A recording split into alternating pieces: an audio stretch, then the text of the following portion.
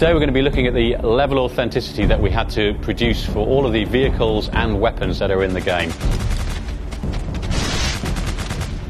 Now, I love guns, but how many of you have actually handled a real gun? I can tell you one thing, it's not like an air gun or anything like that. A lot of these guns are really heavy. For instance, when we were doing the motion capture for Operation Flashpoint Dragon Rising, we had to go to great lengths to get the real guns. This is because the weight of these guns can actually affect the way that the animation looks. We use military specialists in our motion capture sessions to make sure that our characters in game move with a lot of weight, like real soldiers do. So we actually loaded the motion capture actors up with webbing. We put lots of lead in that webbing to make sure they move with weight and purpose. We don't show you how many bullets are remaining in the gun, so you have to kind of remember how many bullets you fired. You get the experience of being a soldier. So every vehicle in Operation Flashpoint Dragon Rising has its own characteristics. By this I mean handling, look, turnout, weaponry, etc, etc. Everything from the smallest Jeep to the largest chopper, you'll find a completely different handling experience, but also something that's accessible. You don't need to be able to play a flight sim in order to fly a helicopter in Operation Flashpoint. So when you're driving a 55-ton tank, that's going to feel very different to something like a DPV, which is a very light, agile vehicle.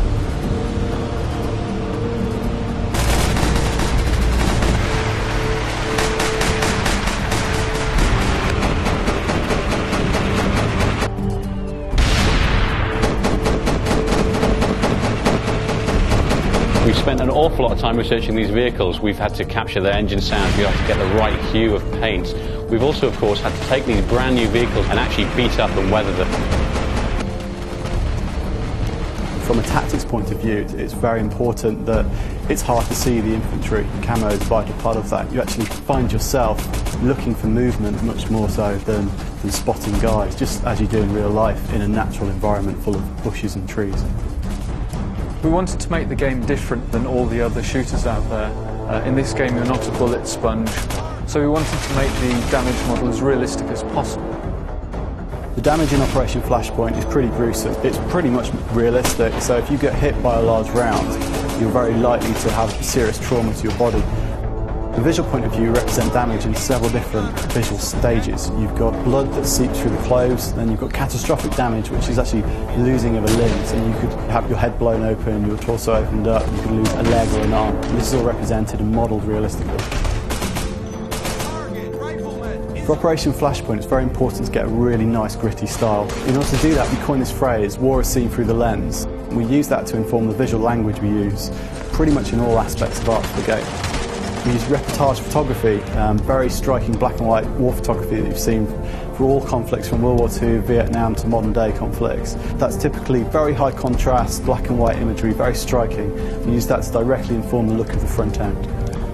The Egos technology gives us a lot of post-production systems we can use, so film grain, colour casts. We use each of those to create a very, very unique aesthetic for each mission and each time of day. With over 60 variations of weapons in Operation Flashpoint Dragon Rising, it's difficult to choose a favourite. However, if you pin me down, I'd have to choose this one. The M4. It's versatile, it's rugged, and it's adaptable. And what's more, if you point it at things and pull the trigger, it kills them. For more personal situations, I prefer to go for a .45 automatic, of course, just in case.